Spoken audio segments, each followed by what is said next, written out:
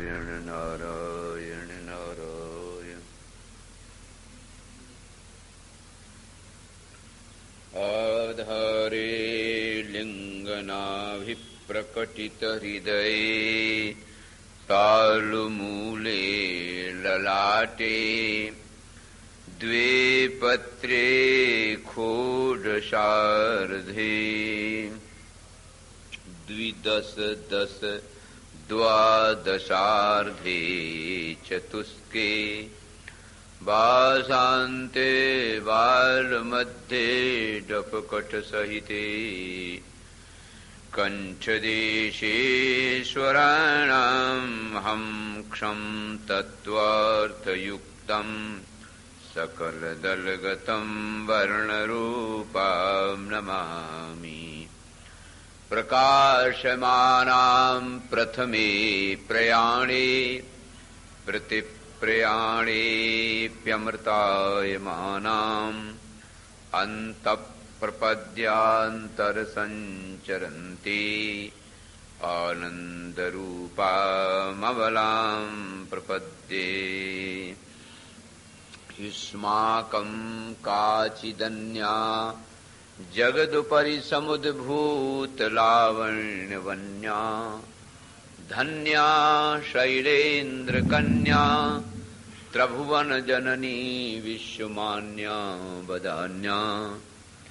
निःशङ्कं शङ्कराङ्के तडिदेवलसिता प्रोल्लसन्ति हसन्ति रक्षा दक्षा विपक्षा बलविलयकरी शङ्करी शङ्करोतु। सर्वमङ्गलमाङ्गल्ये शिवे सर्वार्थसाधिके शरण्ये त्र्यम्बके गौरी नारायणि नमोऽस्तुते नारायणि नमोऽस्तुते।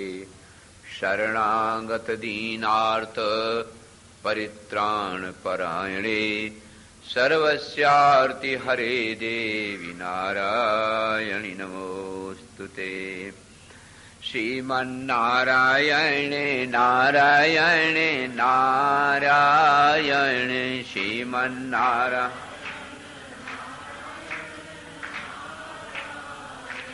श्रीमन्नारायण नारायण नारायण श्रीमन्नारायण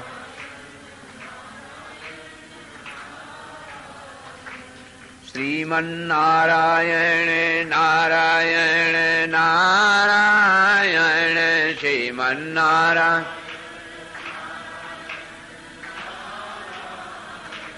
श्रीमन्नारायण नारायण नारायण श्रीमन्नारायण श्रीमन्नारायण नारायण नारायण श्रीमन्नारायण। जनक सुता जग जननी जानकी जन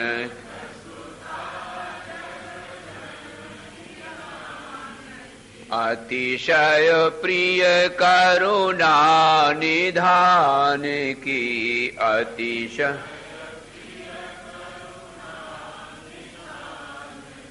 ताके जुग पद कमल मनावों ता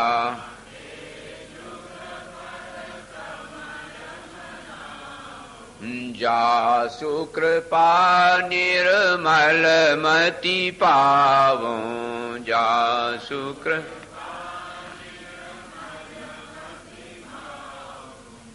सच्चिदानंद रूपां तां गायत्री प्रतिपादितां नमाम ह्रीं मयीं देवीं धियो यो न प्रचोदयात्। नमो महद्भ्यः ब्राह्मणेभ्यो नमो नमः।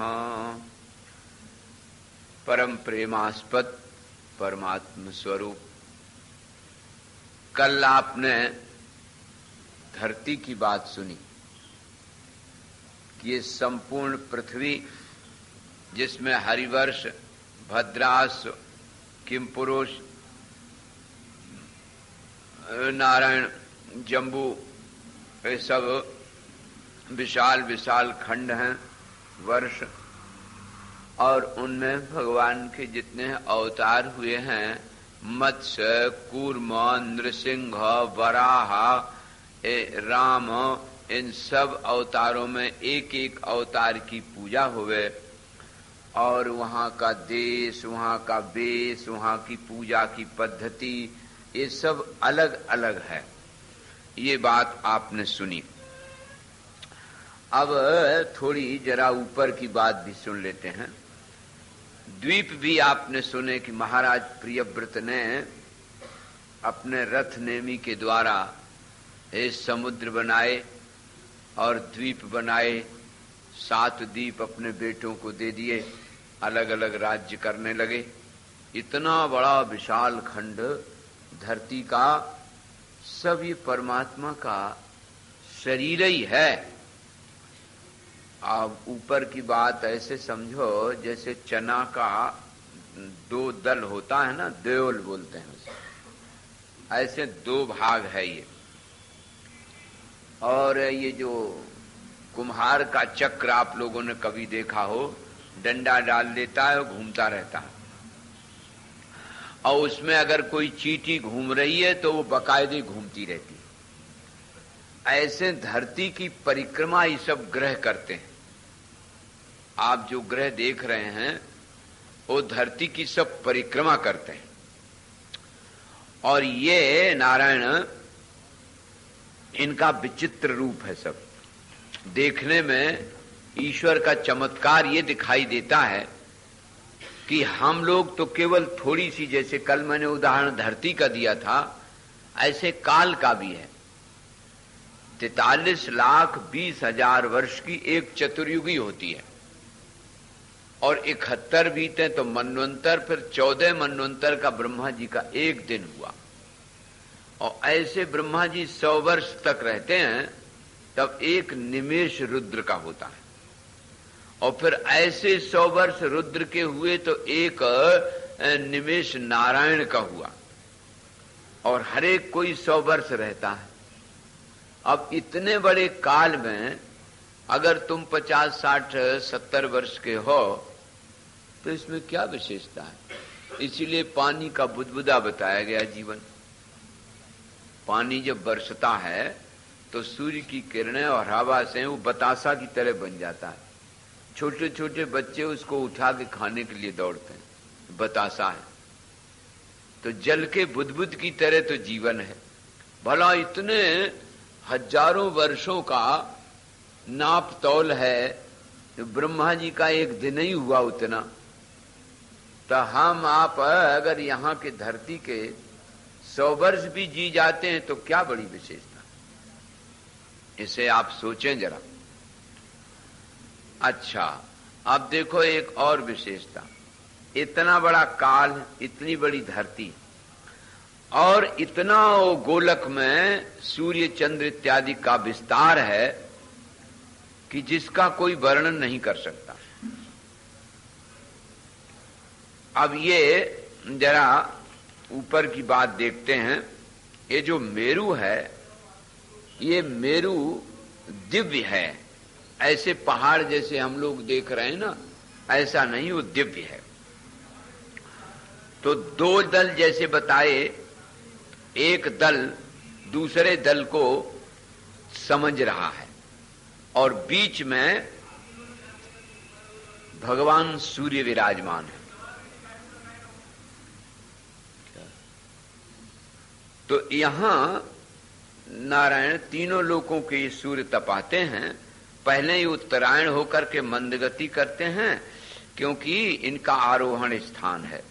और तब नारायण दिन बड़ा होता है, और दक्षिणायन में जैसे इस समय तो दिन नारायण छोटा होता है। और मकर संक्रांति जब आएगी ना तो ये उत्तरायण हो जाएंगे। ये उतरने का समय, इसलिए दिन छोटा होता है। और इसका क्रम है, मकर संक्रांति से ये उत्तरायण, और उधर कर्क से दक्षिणायने हो जाते हैं। सम स्थान जब आ जाता है ना तो दिन और रात बराबर हो जाते हैं, यानी मेष और तुला में सूर्य होते हैं, तब दिन रात बराबर हो जाते हैं। वैसे क्रम अब आपका अंग्रेजी का महीना का जो हो, लेकिन प्रत्येक महीना में एक एक राशि सूर्य पार करते हैं। तो एक एक राशि जब सूर्य पार करते हैं तो मेष और तुला में वो बराबर हो जाते हैं। और वृष इत्यादि 5 राशियों में जब करते हैं तब धीरे धीरे कभी रात छोटी हुई, कभी दिन, ऐसे बताया गया। अब देखो नारायण जी नारद जी को समझा रहे हैं कि सूर्य का जो गमन है शीघ्र और मंद गति का किस प्रकार के होता है। तो जरद्रव स्थान का मध्य है, ऐरावत उत्तर का है और वैश्वानर दक्षिण का है। तो अश्विनी, कृतिका, भरणी और नागवीथी है, इनको नागवीथी बोलते हैं। रोहिण्याम मृगशरो गजवीथी इत्यविधीयते, और रोहिणी, आद्रा और मृगशरा ये गजवीथी है। और पुष्य, आश्लेखा, आदित्य, पुनर्वसु ये ऐरावती है। और ये 3 वीथियों को उत्तर मार्ग कहते हैं। फिर पूर्वा फाल्गुनी, उत्तरा फाल्गुनी, मघा और ये आर्द्रा ये वीथी हुई आर्षभी। और हस्त, चित्त, स्वाति, गोवीथी, ज्येष्ठा, विशाखा, अनुराधा, जारद गवी, और इन तीनों वीथियों का मध्यम मार्ग कहलाता है। और मूल पूर्वाषाढ़, उत्तराषाढ़ अजवीथी, श्रवण, धनिष्ठान, शतभिखा, मृगवीथी, पूर्वा भाद्रपद, उत्तर भाद्रपद और रेवती ये वैश्वानरी वीथी है। इन तीनों वीथियों में दक्षिण मार्ग कहलाता है। उत्तरायण को प्राप्त होकर के युगक शांति पास से बंधन बोला जाता है, ज्योतिष में इसकी बड़ी प्रसिद्धि है। और वायु के बंधे इन तीनों पाशों का जो आकर्षण है ना, उसका रोहन नाम है नारायण। और इसके अंतर से जो रथ की गति होती है, तो इसलिए मंद गति, दिन की वृद्धि और रात्रि की छोटापन होना। और दक्षिणायन में पास ध्रुवलोक से प्रेरणा करता है, तो अवरोहण होने के कारण वायुमंडल द्वारा शीघ्र गति हो जाती है। और उन दिनों समय दिन छोटा और रात बड़ी हो जाती है। यही क्रम इनका चलता है। अब ये भगवान सूर्य मंडल में बराबर अपने मंडल में भ्रमण करते रहते हैं। और ये मेरु के पूर्व भाग में इंद्र की पुरी है, जहां देवराज इंद्र राज्य करते हैं, उनकी राजधानी है। और दक्षिण में यम की संयमनी नरक द्वार है। और पश्चिम में निम्लोची वरुण की महापुरी है। और उत्तर में चंद्र की विभावरी पुरी है। तो जो इंद्रपुरी है वो ब्रह्मवादी सूर्य का उदय कहते हैं, वहीं से पूरब उदय होता है। और संयमनी आकर के दोपहरी होती है दक्षिण में, और निम्लोची में आकर के भगवान पश्चिम में सूर्यास्त हो जाते हैं। तो इनकी प्रवृत्ति से मेरु के चारों ओर अपना अपना उदय कहलाता है। ज्योतिष चक्र के हिसाब से ये पृथ्वी की 1 महीने में पूरी परिक्रमा कर लेते हैं नारायण। मेरुस्थानाम सदा मध्यम गत एव विभाति ही, सख्यम गच्छन् दक्षिणेन करोति स्वर्ण पर्वतम, उदयास्तमये चैव सर्वकालम तु सम्मुखे, दिवसास्व शेषासु तथा स्वरर्षे विदिशासु च।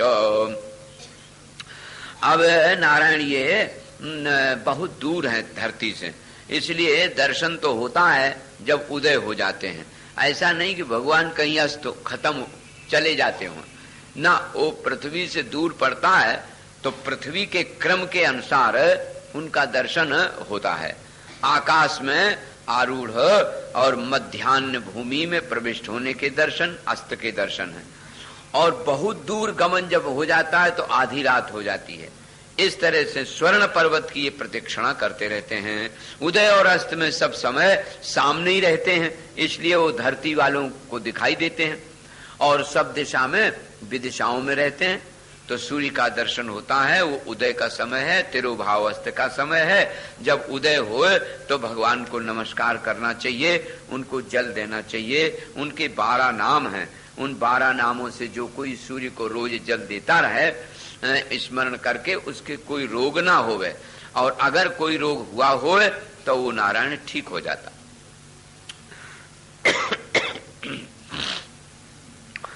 नारायण जैसा अभी आपने सुना, उनके अलग अलग इंद्र यम सोम तीनों पुरों को किरणें स्पर्श करती हैं और विकर्ण में स्थित होकर के ईशान कोण और बन्ही आग्नेय कोण को स्पर्श करते हैं। और जब बन्हीपुर में होते हैं तब त्रिकोण अर्थात बन्ही कोण नैऋत्य में जिस जिस कोने पे जैसे गए उसी के अनुसार उनका नारायण दर्शन होता है। ये भगवान सूर्य सब पर कृपा करते हैं। इन्हीं के द्वारा आप सब जानते हैं, इन्हीं के द्वारा उत्तरायण और दक्षिणायन अर्थात जब ये 14 नक्षत्र बाईं ओर होते हैं और 14 नक्षत्र दाहिनी ओर होते हैं, तो यही उत्तरायण और दक्षिणायन बनाते हैं, यही वर्ष और महीना बनाते हैं और यही संवत्सर बनाते हैं। इन्हीं से सप्ताह होता है, दिन और रात है, जिससे हम लोग दिन में काम करते हैं, रात में सो जाते हैं। ये क्रम भगवान सूर्य ही करते हैं, इसलिए सूर्य नारायण है। मेरु दिव्य है और इस दिव्य मेरु के हिसाब से ही इनके उत्तरायण और दक्षिणायन होते हैं। यमपुरी में आते ही 2 करोड़ से 3,75,000 योजन मार्ग बदल जाता है इनका। और काल मार्ग को दिखाने वाले इतना मार्ग आक्रमण करते हैं तो वरुण सोम और इंद्र की पुरी में आते हैं। नक्षत्रों के साथ उदय और अस्त होते हैं। इस प्रकार एक मुहूर्त में सूर्य का रथ 34,08,000 योजन घूम जाता है। यह त्रयी विद्यामय वायु द्वारा चारों पुरियों में गमन करते रहते हैं। प्रभह नामक वायु द्वारा काल चक्र का भ्रमण होता है। संवत्सर रूप एक पहिया, 12 महीने रूप बाहर 3 चतुर्मास नाभि और 6 ऋतुएं इनकी नेमी है। कवि इसको ही संवत्सरात्मा कहते हैं। मेरु के शिरोभाग में मानसोत्तर पर्वत में इसका अक्षध्वर है। ये सूर्य चक्र के भाग द्वारा अपरा और पर कला काष्ठ मुहूर्त में याम प्रहर अहोरात्रि कहलाता है। ऐसे भगवान सूर्य का ये दिव्य रूप तैल यंत्र के अक्षानुसार चलता रहता है। सूर्य का उपवेशन स्थान नारायण जहाँ वो स्थित होते हैं वो रथ का नीड 36 लाख योजन है और उसमें जो चतुर्थ भाग है वो लंबा सा है। शास्त्रों का इतना ही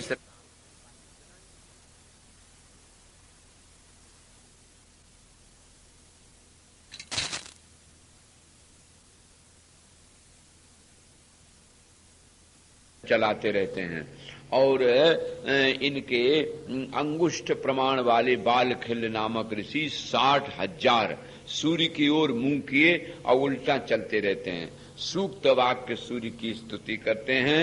इस प्रकार ऋषि, गंधर्व, अप्सरा, उरग, ग्रामणी, जातुधान, देवता ये सब इन परमेश्वर को 14, 12, 7 गुने महीने में विरोचन देव की सेवा करते हैं और एक 7 गण में विभक्त होकर के ज्योतिर्मय भगवान सूर्य की आराधना करते रहते हैं।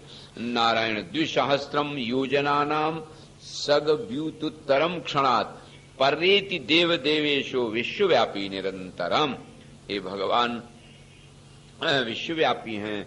चंद्रादि की गति नारायण इन्हीं के अनुसार चलती है, इसलिए भगवान सूर्य की आराधना करना चाहिए।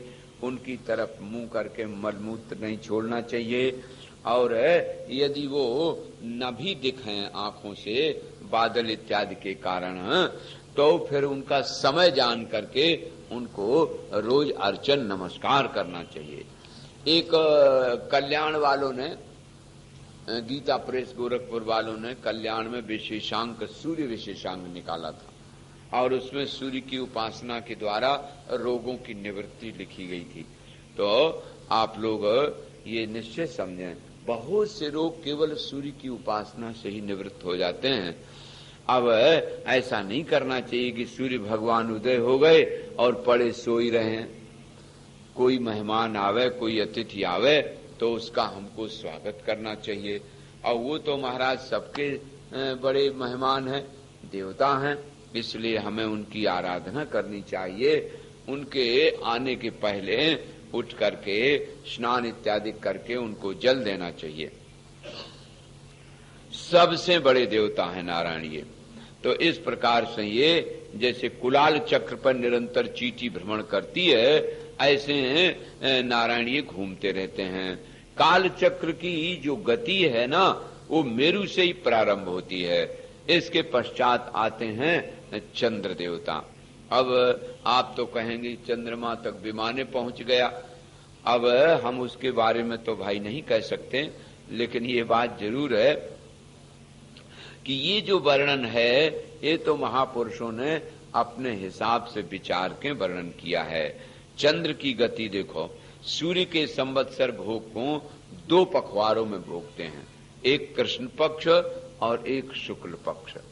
तो और 2.25 दिन 2.25 नक्षत्र की एक राशि पार कर जाते हैं चंद्र देवता। तो चंद्रमा की एक राशि हुई 2.25 नक्षत्र की, और शीघ्र गति से चंद्रमा नक्षत्रों को भोग जाता है और कलाओं में पूर्ण होते हैं, देवताओं से बड़ी प्रीति रखते हैं, क्षीण कला होने से पितरों का मनोरंजन करते हैं, और पूर्व और अपर पक्ष से ये दिन रात्रि का विस्तार बोलते हैं, जीवधारियों के जीवन हेतु हैं, और चंद्र देवताई वनस्पतियों को रस प्रदान करते हैं नारायण। और 30 मुहूर्त में एक एक नक्षत्र को भोग देते हैं, क्योंकि 2.25 नक्षत्र का हुआ। तो ये 16 कलात्मक हैं नारायण। अनादि उत्तम पुरुष हैं, मनोमय अन्नमय अमृत के धाम सुधा हैं। इनको देव, पितर, मनुष्य, सांप और वृक्ष इत्यादि सबका प्राण यही धारण करते हैं, क्योंकि वायु रूप है। और आगे 3 लाख योजन में नक्षत्र चक्र भ्रमण करता है। तो ये सब भगवान के द्वारा नियुक्त किए गए हैं। और अभिजित इत्यादि 28 नक्षत्र चंद्रमा से आगे हैं। तो पहले सूर्य देवता हुए, फिर चंद्रमा और फिर नक्षत्र नारायण वर्णन करते हैं। इसके ऊपर 2 लाख योजन शुक्र हैं। शुक्रो द्विलक्षणेन योजना नाम अथोपरि पुरा पश्चात सहसैवा सर्कस्य परिवर्तते। और सूर्य के नक्षत्र को पश्चात भोगता है ये शुक्र, और फिर आगे पीछे बराबर प्राय रहते हैं। आपने ज्योतिष वालों जानते होंगे, ये शीघ्र समान मंद गति ये भी विचरण करते हैं। और शुक्र वृष्टि रोकने वाले ग्रहों को शांत करता है। शुक्र से बुध 2 लाख योजन दूर है। शुक्र के समान शीघ्र मंद और समान गति इनकी भी है। बुध जब सूर्य से दूर हो जाता है उस समय में बहुत नारायण पावन, अभ्रपात और अनावृष्टि का भय मालूम पड़ता है। इसलिए ज्योतिषी लोग विचार कर लेते हैं कि अब अनावृष्टि होगी अथवा ज्यादा वृष्टि होगी। आगे मंगल 2 लाख योजन ऊंचा है। 3 पक्ष में एक एक राशि को ही भोगता है, और बकरी न हो तो 3 पक्ष में एक राशि पूर्ण कर देता। प्राय अशुभ ग्रह दुखों को सूचन करता है मंगल। और आगे 2 लाख योजन पर फिर बृहस्पति, एक एक राशि को यदि बकरी न हो तो 1 वर्ष लग जाता है इनको। ब्रह्मवादी कहते हैं ये अनुकूल रहते हैं। बृहस्पति और शुक्र दोनों ग्रह प्राय अनुकूल हैं, क्योंकि ब्राह्मण माने गए। इनके ऊपर 2 लाख योजन घोर ग्रह शनिश्चर देवता है महाराज।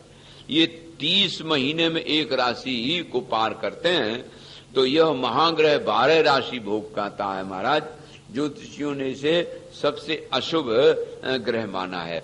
और 11 लाख योजन पर सप्तर्षियों का मंडल है।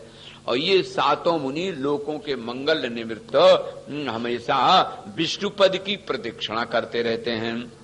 अब नारायण सप्तर्षि मंडल से 13 लाख योजन आगे परम वैष्णव पद है, जहां महाभागवत लोक वंदित उत्तानपाद के पुत्र श्री ध्रुव जी महाराज इंद्र अग्नि कश्यप धर्म के सहित वहां स्थित हैं। तो वो हमेशा सम्मानित है। कल्प पर्यंत जीने वाले भगवत की सब उपासना करते हैं। ये ज्योतिष चक्र प्राप्त सब ग्रह नक्षत्रों को अव्यक्त गति से भ्रमण करते हैं, और ध्रुव को सब नमस्कार करते हैं। अब सूर्य, चंद्र, नक्षत्र और तब शुक्र, बुध, नारायण और मंगल, बृहस्पति और शनि, और फिर सप्तर्षि, और फिर विष्णुपद, फिर ध्रुव, ये इनका क्रम अभी आपने सुना। भासते भासयन् भासा स्वीयया देव पूजिता मेढि स्तंभे यथा युक्ता पशवाकर्षणार्थका मंडलानि चरन्ति मे सवनत्रितयेन च एवं गृहादया सर्वे भगनाद्या यथा क्रमम् अंतर्बहिर्विभागेन कालचक्रे नियोजिता। नारायण कहते हैं कि हे नारद जी, ये ज्योतिष चक्र को एक शिशुमार चक्र की तरह मानते हैं। घड़ियाल जैसे होता ना, ऐसे इन चक्रों का क्रम है और योग साधन कार्य में इनका बड़ा महत्व होता है। तो ये कुंडली जैसे भूत कलेवर होता है ना, ऐसा पड़ा हुआ है। नीचे को मुंह किए है और पूंछ के अग्रभाग में उत्तानपाद के पुत्र ध्रुव महाराज विराजमान हैं और जहां पूंछ है इनकी, उसमें प्रजापति तथा अग्नि, इंद्र और धर्म देवता हैं। और धाता विधाता पूंछ के अंत में और कमर में सप्तर्षि, ये दक्षिण वर्त के भोग में कुंडलाकार बने हुए। उत्तरायण के नक्षत्र अभिजित से पुनर्वसु तक 14 नक्षत्र और पार्श्व में पुष्य से लेकर उत्तराषाढ़ तक 14 नक्षत्र रहते हैं। तो आर्द्रा शेषा पश्चिम के दाहिने बाएं चरण में और अभिजित उत्तराषाढ़ा दाहिने बाएं नासिका में। इस तरह से इनका क्रम नारायण होता है। अब यही जो आपने अभी सुना, सूर्य के 10,000 योजन नीचे अयोग दारुण राहु नाम का मंडल है। इस सिंहका के पुत्र राहु हैं, सूर्य चंद्रमा का यही मर्दन कर लेते हैं। विष्णु भगवान के अनुग्रह से ये अमर हो गए थे।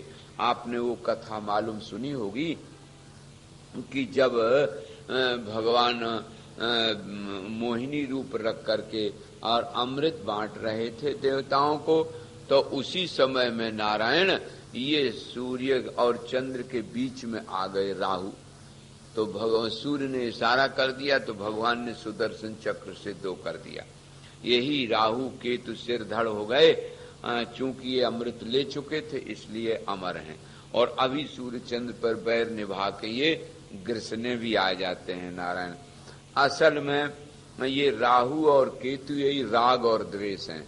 सूर्य बुद्धि और चंद्र मन का प्रतीक है। तो मन और बुद्धि में ही तो राग और द्वेष आता है, तो उस समय दान पुण्य जप इत्यादि करने से निवृत्ति होती है। तो वो सूर्य का जो बिंब है 10,000 योजन तपता है और उसका छादन करने वाला ये असुर है। और चंद्रमंडल 12 सहस्त्र योजन है। 13 सहस्त्र योजन होने से चंद्रमा को राहु आच्छादन कर लेता है। तो जो अमावस को तो सूर्य और पूर्णिमा को चंद्रमा को, तो ये दूर होने से भी ये सूर्य चंद्र का आच्छादक बन जाता है। इस तरह से ये महाराज अग्नि की लपटों से भीषण सुदर्शन चक्र से प्रेरित होकर के ये घिरा हुआ है। सो आपने ग्रहण देखा, तो ये ग्रहण 2 आप लोग जानते हैं ना ग्रहण कितने होते हैं? बोलो ग्रहण कितने होते हैं? हाँ, कौन कौन? और चंद्र। एक और है पाणी ग्रहण, ले उसको बताए ही नहीं, वो तो सबसे बड़ा है। सूर्य ग्रहण तो थोड़ी देर आया और चला गया, चंद्र ग्रहण भी आया और पाणी ग्रहण ये तो जिंदगी भर रहता है। बताइए, उसका नाम है नहीं लिया। तो इस तरह से कहते हैं ये राहु का मंडल है। और फिर उसके नीचे परम पवित्र लोक है, सिद्धि चारण विद्याधर लोग रहते हैं। वो लोक 10,000 योजन के मध्य में है। उसके नीचे यक्ष राक्षस पिशाच प्रेत भूत विहार करते हैं और वहां वायु बड़ी सुंदर बहन करती है। और उसके नीचे योजन में पृथ्वी है, उसमें गरुण सारस हंसादिक इत्यादि विराजमान हैं। और नारायण उसके नीचे फिर 7 विवर हैं, उसमें एक 10-10 हजार योजन है, जिनको तल वितल सुतल रसातल तलातल पाताल कहते हैं। ऐसे हैं ये क्रमशः इन बिलों का वर्णन है। ये 7 बिल हैं। ये स्वर्ग से अधिक ऐश्वर्यवान, काम भोग ऐश्वर्य सुख समृद्धि के रूप है नारायण। अब इन्हीं में ये बिल स्वर्ग कहलाते हैं। ये भी बड़े सुंदर हैं। और इनमें अलग अलग लोग, जैसे पहले में तो सर्प लोग रहते हैं और फिर सुतल में आप लोग जानते हैं भगवान जिनको ठगने गए थे नारायण बलि के यज्ञ में भगवान पहुंचे तो वो बलि महाराज अपने असुरों सहित विराजमान रहते हैं और उनकी रक्षा के लिए चक्रधारी भगवान गदाधारी हमेशा रहते हैं। वहां गए थे तो ठगने, और जब उनसे कहा कि तुम देखो अब यहां न रह करके सुतल में चले जाओ, तो संकल्प के समय में शुक्राचार्य जी ने मना किया था कि ये विष्णु हैं, ये सब कुछ तुम्हारा ले लेंगे, तुम्हें रहने को जगह नहीं रहेगी। लेकिन विंध्यावली देखो, ये धर्म पत्नी का लक्षण, विंध्यावली ने कहा नहीं, वचन दे चुके हैं तब इनको देना ही चाहिए। सो विंध्यावली से भगवान बड़े प्रसन्न हुए और फिर कहा कि तुम हमसे वरदान मांग लो। तो विंध्यावली ने कहा कि हम अपने सुतल लोक में जहां हमारा स्थान वहां तो जाएंगे, लेकिन ये आपका रूप हमें बड़ा अच्छा लगता है, हम जिस दरवाजे से निकलें आपका ही दर्शन करें।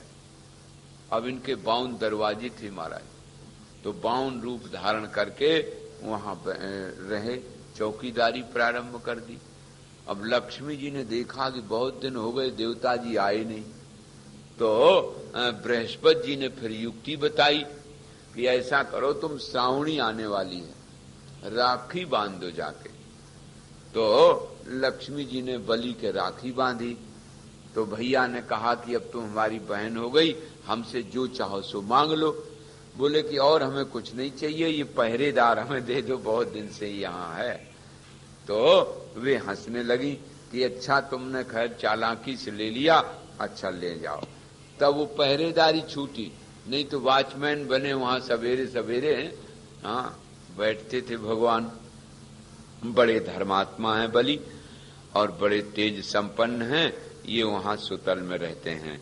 इसी प्रकार से नारायण जैसे ये सुतल में हैं, ऐसे ही तलातल, बितल और पाताल में भी निवास है नारायण।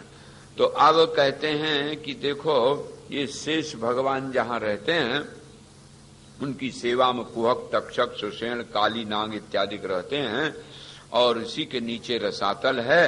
फिर दैत्यपण नाम के दानव वहां रहते हैं। हिरण्यपुरवासी निवात कवच के समूह हैं, जहां की रावण गया था उनसे लड़ने के लिए। रावण बलि के यहां भी लड़ने गया था, तो बलि ने तो नारायण उनको परास्त कर दिया था। तो इस तरह से ये सुर, सिद्ध, असुर, उरग, विद्याधर, गंधर्व मुनि समूह सब नित्य इनका ध्यान करते रहते हैं। अब आपके समझ में आ गई होगी बात कि देखो आपने आकाश मंडल भी देख लिया और नीचे तल, वितल, सुतल, तलातल, रसातल, पाताल भी देख लिया और धरती भी देख डाली। इस सब जितना की नारायण अतल के ऊपर है, जहां अग्निस्वात्ता नामक पितृगण रहते हैं ना, पितर लोग निवास करते हैं, उसको वेटिंग रूम कहते हैं। अर्थात जब हम यहाँ प्राणी जाता है तो अगर उसके बहुत पुण्य है तब तो उसको स्वर्ग मिल जाएगा, और बहुत पाप है तो उसको नरक मिल जाएगा, और मध्यम है तो मनुष्य की योनि मिल जाएगी अगर खाली मिल गई सीट, और नहीं तो ये पितृलोक में निवास करते हैं। तो जब लोग संतान कोई बढ़िया काम करे, शुभ यज्ञ करे, तो वो पितर लोग बड़े प्रसन्न होते हैं और संतान का योग देते हैं। ज्ञानवती संतान होती है। ऋषियों के, महात्माओं के और पितरों के आशीर्वाद से ही संतान योग होता है, तो वो लोग प्रसन्न होते हैं। देखो जिस समय बलि के यहाँ भगवान आए तो उनके पूर्वज प्रहलाद आए और बड़े प्रसन्न हुए। आहा, आज मेरे बेटा ने भगवान को याचक बना दिया, हमारे कितने बड़े पुण्य हैं। सो ऐसे महाराज पूर्वज लोग बड़े प्रसन्न होते हैं, बहुत प्रसन्न होते हैं। शुभ कर्म करना चाहिए, अच्छे कर्म करना चाहिए। और अगर घर में हो गया कोई शराबी नवाबी तो पितर बेचारे अगर स्वर्ग में भी पहुंचेंगे तो नीचे टपक पड़ेंगे, इसलिए हमको हमेशा ये बात ध्यान में रखनी चाहिए। कहते श्रोतव्या सर्वथैवेते यातना प्राप्ति भूमयाम यो वै परस्य वित्तानि दारापत्यानि चैविहि हरते सहि दुष्टात्मा यमानुचर गोचराम। अब बताते हैं कि धरती के नीचे पानी के ऊपर दक्षिण की ओर नारायण नरक हैं। इनकी संख्या तो बहुत है, लेकिन 28 ही बताते हैं। तामिस, अंध तामिस, रौरव, महारौरव, कुंभीपाक, कालसूत्र, परत्राणव, शुकरमुख, अंधकूप, क्रमी भोजन, संदंस, तप्तमूर्ति, वज्रकंटक, शालमली, वैतरणी इत्यादि का ये बड़े बड़े महाराज विशाल नरक बताए गए।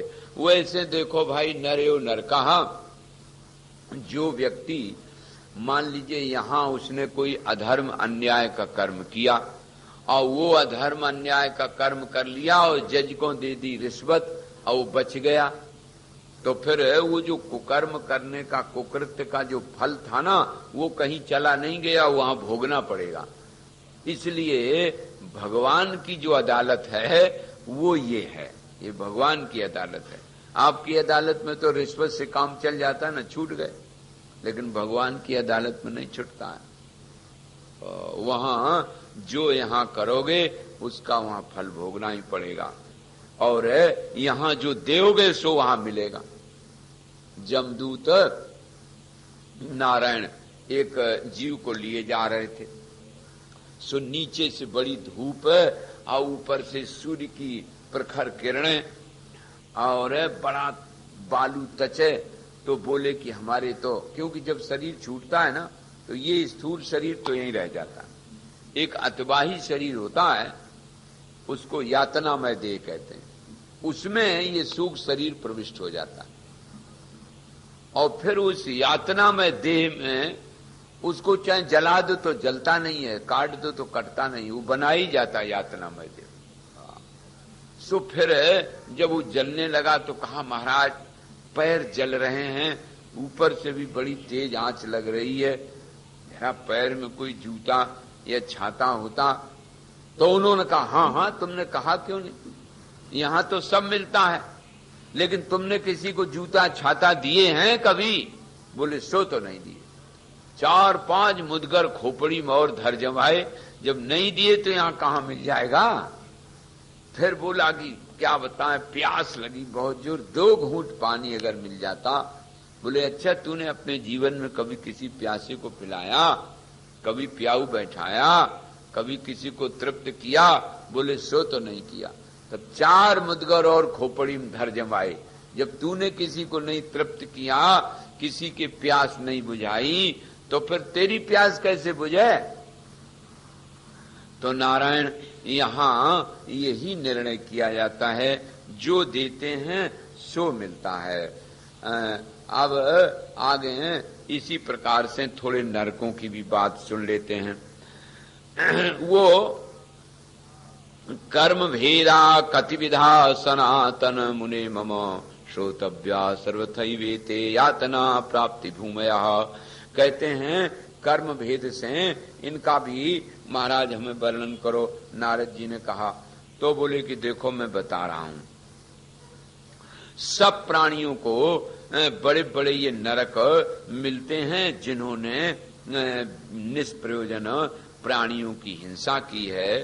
वे ही रुरु नामक रुरु हो जाते हैं और जन्म में पीड़ा पाते हैं, उनको रौरव नरक दिया जाता है। रुरु सर्प है ना, जो बड़े क्रूर हैं, वो काटते हैं, जो दूसरों को कष्ट देते हैं, हिंसा करते हैं, पक्षियों को मारते हैं, मांस खाते हैं, उनका मांस छोटे छोटे कीड़ा वहां नोचते हैं और वो कूप में डाल दिए जाते हैं जिसमें बड़े बड़े भयंकर सांप हैं, और नारायण वो 1000 वर्ष तक उसी में पड़े रहते हैं। पिता ब्राह्मण का जो द्रोही होता है वो कालसूत्र नरक में जाता है, अग्नि और सूर्य द्वारा तपाया जाता है। फिर जो भूख और प्यास से व्याकुल होता है चीखता चिल्लाता है और वहां कोई कुछ सुनता नहीं है नारायण।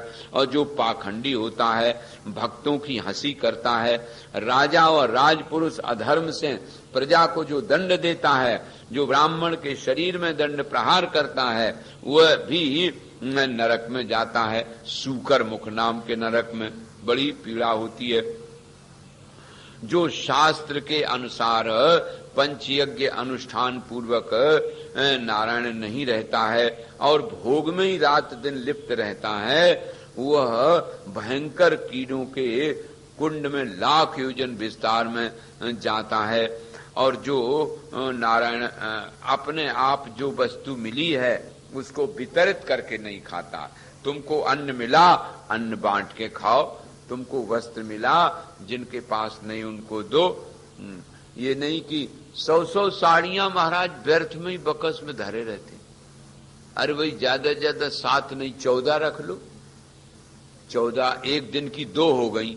अच्छा 21 रख लो भाई, एक दिन में 3 कर लो, या तीनों इकट्ठी लपेट लो, चलो कोई बात नहीं। 28 रख लो ज्यादा ज्यादा। अब देखो कितनी घोर बेईमानी, याद रखना बेईमानी सब निकलती है। बेचारे कितने ऐसे जिनको पहनने तक वस्त्र नहीं है, और तुम 28 ज्यादा ज्यादा रखना चाहिए तो 100 साड़ियां बकस भरे धरे। हम तो कई बार परिवारों में जाते हैं तो उनके बकस उलटवाते हैं, दिखाओ कैसी कितनी साड़ी। 28 से ज्यादा होती तो निकलवा लेते हैं। आदिवासियों में वहां भेजते हैं। तो वहां एक दिन यहाँ चर्चा आई भी थी, आप लोगों ने सुनी होगी। वो तो बेचारे बिल्कुल कुछ पहने ही नहीं हैं, तो जो पुराने कपड़े हैं तुम्हारे लिए व्यर्थ हैं, वो उनको भेजना चाहिए। अरे बाबा, ये शरीर ढकने के लिए आवश्यकता है, इसमें क्या जरूरत है? 100 साड़ियां एक एक बकस में रखी हैं महाराज। तो हम जब उलटवाते हैं तो पता चलता है ये तो बेईमानी है ना, घोर बेईमानी। आप उतना खाएं, यो यावत भ्रियेत जठरम तावत सुत्तुम हृदय नाम अधिकम यो ही मन्येत सस्तेनो दंडमर्हति। आज तुम्हारे भगवान ने इसलिए थोड़ी दिया है, इसलिए दिया है कि तुम भाई दूसरों को दो। तो दूसरों को न दे करके और अपने आप खाता है, अपने आप पहनता है, वो अंधकूप नाम के नरक में जाता है। जो गरीबों की सेवा करता है, अरे भाई जो गरीब विद्यार्थी जो धन के अभाव में पढ़ नहीं पाते हैं, जो धन के अभाव में बेटियों के विवाह नहीं हो पाते हैं, धन के अभाव में जाड़े में इस समय शीतलहरी चल रही, अब शीतलहरी में गरीब बेचारे ठिठुर रहे, और तुम यहाँ मखमल की रजाई सिरहाने धरे, जरूरत ही नहीं पड़ रही। तो इसलिए ये बात तो बताई गई है कि अपने पुण्य के अनुसार, अपने पुण्य के अनुसार व्यक्ति को रूप मिलता है, विद्या मिलती है, धन मिलता है, ये सब मिलता है। लेकिन मिलता है तो उसको वितरण करने के लिए मिलता है, अकेले रखने के लिए नहीं मिलता है। भागवत का ये घोष है, यावत भ्रियेत जठरम तावत सुत्तुम हृदय नाम। जिससे तुम्हारी आवश्यकता की पूर्ति हो जाए उतना तुम्हारा है। अधिकम यो ही मन्येत सस्तेनो दंडमर्हति। उससे ज्यादा अगर कोई रखता है और पंचयज्ञ नहीं करता है, बांट के वितरित करके नहीं खाता है, यज्ञ आगादिक में धन का उपयोग नहीं करता है, और नारायण वो फिर नरकगामी होता है। देखो ब्राह्मण या किसी का जमीन और जो ले लेता है, अथवा किसी की स्त्री का हरण कर लेता है, व्यभिचारी होता है, वो नारायण लोहे की स्त्री बनाई जाती, लोहे का पुरुष। व्यभिचारिणी स्त्री उस लोहे के आग से तपे हुए में लगाई जाती है और पुरुष उसमें लगाया जाता है। तो इस तरह से ये दुराचार का दंड वहां दिया जाता है। सो नारायण वर्णन करें कि रेता कुंडे पातयंती रेता संपायंती च ये दस्योग्निदाहश्चैव गर्दा सार्थघातका। नारायण जो या संसार में आकर के और निष्प्रयोजन ही दूसरों को सताते हैं, दुख देते हैं, वो वहां नरक में डाले जाते हैं। अब महाराज एक बड़ा विचित्र नरक है बैतरणी, उसमें तो पश्मवाद रहता है, उसी में वो डाल दिए जाते हैं और बहुत पीटते हैं, कोई सुनता दुनता नहीं है। इस प्रकार से ये महाराज हैं तो हजारों, लेकिन ये 28 ही नरक केवल गिनाए गए हैं। इसका अर्थ ये है भाई कि आप लोगों को अपने जीवन में अधर्म को छोड़ करके धर्म प्रवृत्ति होनी चाहिए। जब हमारी धर्म प्रवृत्ति नहीं होती है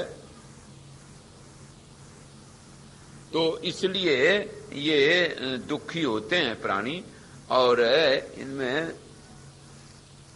नाना प्रकार की यातनाएं उन्हीं को भोगनी पड़ती हैं जो नारायण अधर्म परायण होते हैं।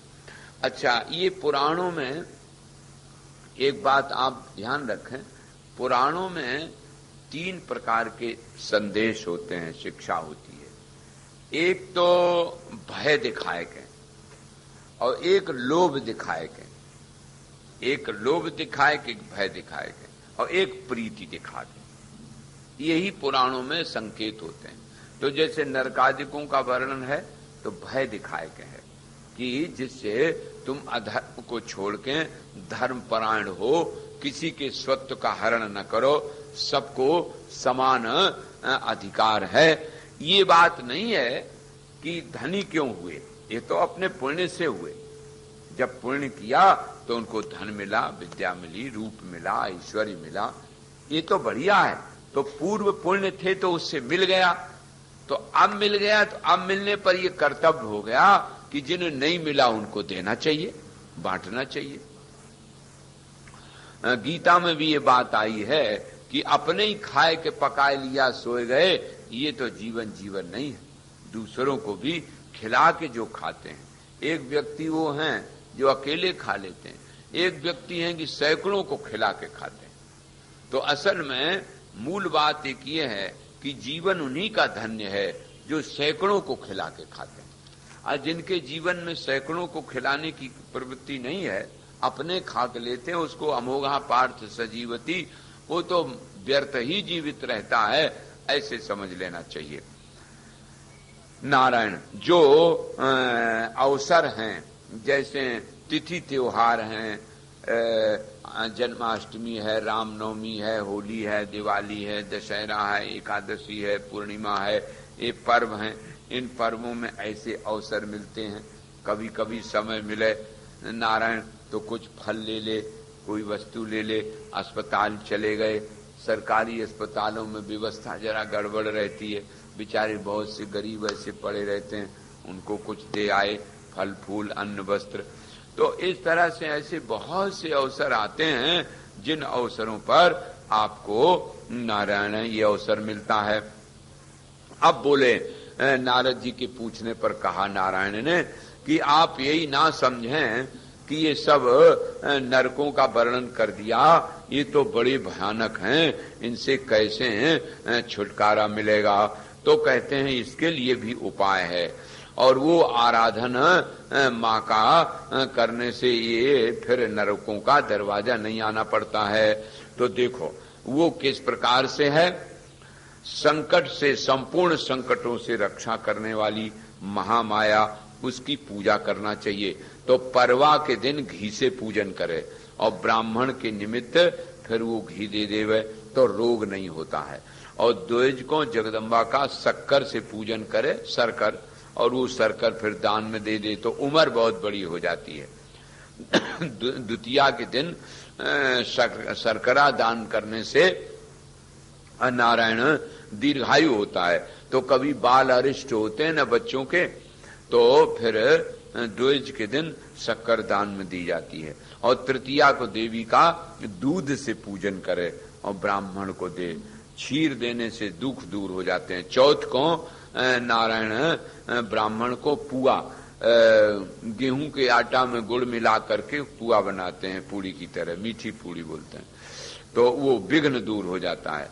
और पंचमी को ब्राह्मण को केला देने से बुद्धिमान पुरुष होता है।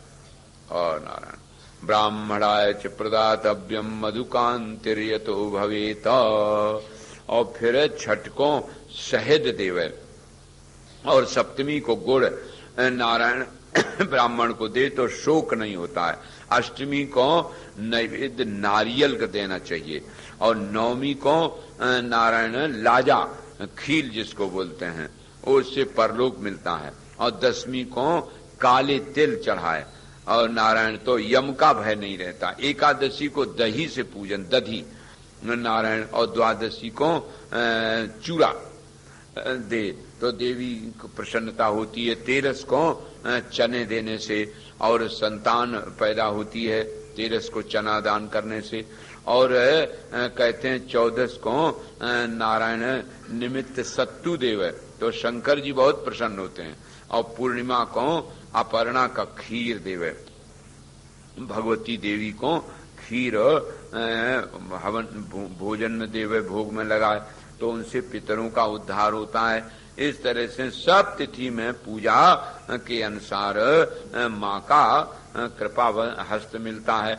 इतवार को खीर देवे, सोमवार को दूध, मंगल को केला, बुध को नवनीत मक्खन और बृहस्पति को शर्करा और शुक्रवार को मिश्री। सोमवारे पया प्रोक्तम भौमे च कदली फलम, बुधवारे च संप्रोक्तम नवनीतम नवंतुज, गुरुवारे शर्कराम च सीताम भार्गव वासरे। और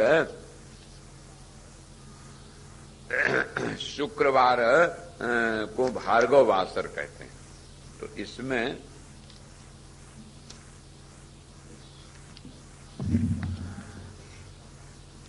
नारायण शनिवारे घृतम गव्यम नैवेद्यम परकीर्तितम, शनिवार को गौ का नैवेद्य, गाय का दूध, दही, घी, इस प्रकार नारायण ये होता है गव्य।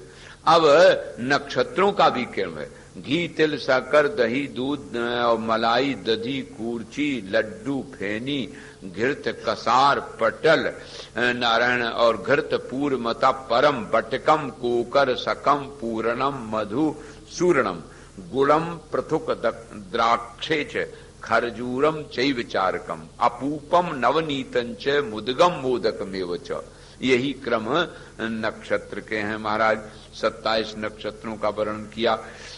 अब इसी प्रकार से महीनों का भी है नारायण वर्णन करते हैं।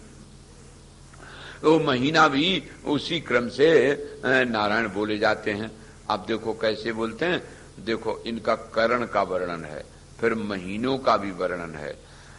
शुक्ल पक्ष के विधान से नैवेद्य, वैशाख मास में गुड़, जेठ महीने में मधु, आषाढ़ में नवनीत, श्रावण में दही, भादों में शक्कर, कुंवार में खीर, कार्तिक में दूध, अगहन में फेनी और पूस में दधी और माघ में गौ का घी और फागुन में नारियल नारायण। इस प्रकार 12 महीने में क्रमशः मंगला देवी के पूजन करे। मंगला वैष्णवी माया कालरात्रि दुरतया महामाया मातंगी काली कमलवासिनी शिवा शास्त्र पाद, ये सब मंगल की देने वाली भगवती, इनका पूजन करे। इनके नाम लेकर के महाउन्नत मनस्विनी बड़े बड़े ऋषि मुनि महात्मा जिनका ध्यान करते हैं उनका ध्यान करे। तो इस प्रकार से अगर पूजन अर्चन में व्यक्ति रहेगा तो फिर ये नरक नहीं आते हैं। अपने अपने इष्ट अथवा जो जिसका इष्ट है उसका विधिवत प्रेम से पूजन करे। यत्र यत्र भवेत् पूज्यो मान्यो मान धनेषु च, जायते जगदम्बाया प्रसादेन विरंचिजो, नरकाणाम न तस्यास्ति भयम स्वप्नेपि कुत्रचित्। नारायण फिर उसको स्वप्न में भी कहीं किसी प्रकार का भय नहीं हो सकता। वो तो उनके लिए भय बताया गया है जिनके जीवन में धर्माचरण नहीं है। तो मैंने आपको बताया था ना कि भय दिखाए के और लोभ दिखाए के स्वर्ग है, भय दिखाए के नरक। भाई तुम्हें स्वर्ग मिलेगा तो अच्छे काम न करो, अच्छे काम करो तो स्वर्ग मिलेगा, ये लोभ है। और प्रीति दिखा के अर्थात तो भक्ति करो, अपने भगवान में जो स्मार्त हैं उन पंचदेवों की उपासना करो शास्त्र के अनुसार, तो धीरे धीरे धीरे धीरे आप अपने लक्ष्य तक पहुंच जाएंगे। पुराणों ने तो समाज का बड़ा सच पूछो उपकार किया है। समाज में जैसा पुराणों ने उपकार किया है ऐसा किसी ने उपकार नहीं किया। हर बात को बताते हैं कि कैसे जीने की कला क्या है, भाई कैसे रहो। अब इन कहानियों कथाओं के माध्यम से ये तो मालूम पड़ ही जाता है कि देखो हमारे जीवन में अगर कहीं दोष आएगा, उच्छृंखलता आएगी, जो कर्म नहीं करना चाहिए वो करेंगे और जो करना चाहिए वो नहीं करेंगे तो हमें दंड मिलेगा। तो ये भय तो अच्छा है। पहलो भय भगवान को, दूजो भय भूपाल, तीजो भय लोकान को, यही बद बेहाल। आदमी अगर राजा का भय न हो पुलिस पकड़ लेगी, फिर ईश्वर का भय न हो कि ईश्वर हमें नरक में डालेगा, और फिर दुनिया लोग क्या कहेंगे। तो ये तीन भय व्यक्ति को जगह पर रखते हैं, तो ये भय अच्छा है। दूसरी बात लोभ की, यदि ऐसा काम करोगे भाई तो तुम फर्स्ट पास होगे, तुम्हारे व्यापार में लाभ होगा, पुत्र नहीं तो पुत्र मिलेगा, पत्नी मिलेगी, धन धान संपन्न, इस प्रकार के जो कार्य है ना ये भी होते थे। हम लोग कभी कभी पूछते थे दतिया में महाराज जी से कि महाराज जी ये ज्ञान की बात तो कोई पूछने नहीं आता है, कुछ ज्ञान की पूछे, साधन की पूछे। कोई पूछ रहा है कि लड़का बोलता नहीं है, कोई ऐसे ही ज्यादातर मरी जाते थे। कोई कहता है कि हमारे पुत्र नहीं, कोई कह रहा हमारे पत्नी नहीं है, कोई कह हमारी लड़ाई झगड़ा मुकदमा चल रहा है। तो वे हंस देते थे, कहते भाई ऐसा है ना, इसी बहाने से कम दरबार में आते तो हैं। अगर ये बहाना न भगवान देवे न तो आवे ही ना, और जब आते हैं तब उन्हें अगर कोई उपाय बता दिया, अगर उनके प्रारब्ध में होगा तो ठीक कर देगी माई, और अगर प्रारब्ध में नहीं होगी ना तो विधान थोड़ी उलट देगी। माई का तो विधान है, तो अपना विधान अपना क्यों उलट देगी। तो इसलिए इनकी श्रद्धा बढ़ जाएगी, और श्रद्धा जब बढ़ जाएगी तो कम से कम कुकर्म छोड़ के सुकर्म में आ जाएंगे। तो इतना तो लाभ होता ही है। इसलिए सकाम कर्म से घबराना नहीं चाहिए। यदि वो अच्छे मार्ग में लगा रहा है और कुमार्ग से हटा रहा है तो ऋषियों का यही तो प्रयोजन था। तो लोभ भी ठीक है और भय भी ठीक है। फिर प्रीति है तीसरे नंबर पे। प्रीति पे अब आपने सुनी कई एक कथाएं कि जैसे इंद्र ने देखो उसकी हत्या कर दी अपने सिंहासन पाने के लिए, मार दिया जा करके। तो ऐसे संसार में लोग देखे जाते, फिर क्या दशा हुई, भागे भागे घूमे और कहां वहां सरोवर में टिके जाए। तो ये इनको देखकर भी पता चलता है दृष्टांतों से कि भाई हम ऐसा काम ना करें जिससे किसी का अहित हो। ऐसे शरीर से, मन से, वाणी से, व्यवहार से हम ऐसे जीवन में जिए जिससे दूसरे का हित न कर सकें तो अहित भी न करें, दूसरे का सम्मान न कर सकें तो अपमान भी न करें, और दूसरे को हम सुविधा न दे सकें तो किसी को असुविधा भी न दें। ऐसे हम संसार में रहें, ये बात बताने के लिए आपने ये स्कंद सुना। अब देखो नवा प्रारंभ करते हैं। नवा में ओम श्री गणेशाय नमः। श्री नारायण वाच। गणेश जननी दुर्गा राधा लक्ष्मी सरस्वती सावित्री च सृष्टि विधौ प्रकृति पंचधा स्मृता। हम लोगों की जो पुराण की शैली है वो आचार्य परंपरा की होती है। बहुत प्रिय होए और जरा मन को ज्यादा रिझावे वही नहीं, जो अपने मतलब की है उसको भी सुन लेना चाहिए। आप तो आश्चर्य करेंगे, इन नरकों का भी वर्णन इसलिए सुनना चाहिए कि जिससे हम अपने जीवन में ये जान तो लें कि यहां अगर हम कोई गलत काम करेंगे कोई नहीं देखेगा तो वहां तो देखेगा, वहां तो हमें फल मिलेगा। और स्वर्ग का इसलिए सुन लेना चाहिए कि सब स्वर्ग, नरक, धरती, पर्वत, पहाड़, नदी सब परमात्मा ही के रूप हैं। भूद्वीप सरदर्दी नभ पताल समुद्र दिंग नरक भागण लोक संसार गीता मया तव नृपाद्भुतमीश्वर स्थूलम बपु सकल जीव निकाय धाम। ये जो भी वर्णन हुआ, भू द्वीप नदियां पर्वत पहाड़ और सूर्य चंद्रादि नक्षत्र ग्रह, सब का सब कहते ईश्वर का शरीर है, महामाया का प्रकृति का रूप है। वो प्रकृति देवी पराम्बा उसी का विग्रह है। आप कभी ध्यान करें तो नदियां नाड़ियां हैं और पर्वत हड्डियां हैं, वृक्ष उसके रोए हैं, तो प्रकृति देवी के रोए वृक्ष हैं। अगर आप पेड़ काटेंगे तो जनो भगवान के रोए काट रहे हैं, ये ध्यान रहेगा। सब का सब परमात्मा का रूप। कभी कभी आप लोग केदारनाथ जाएं, बद्रीनाथ जाएं, देखो वहां उन पहाड़ों पर जहां बर्फ है वहां न जाने कहां से पंक्तिबद्ध वृक्ष खड़े हुए हैं। अब कौन खड़ा करे आया? ये भगवान का ही तो रूप है। ये भगवान के विशाल रूप का दर्शन करना चाहिए। तो ये सब प्रकृति का खेल है। अब प्रकृति का ही वर्णन करते हैं। प्रकृति क्या है उसका वर्णन करते हैं। कहते हैं देखो, नारायण ने कहा प्रकृतिर लक्षणम वत्स को वा वक्तुम क्षमो भवेत किंचित तथापि वक्ष्यामि यत् श्रुतम धर्म वक्त्रतः प्रकृष्टवाचकः प्रश्च कृतश्च सृष्टिवाचकः।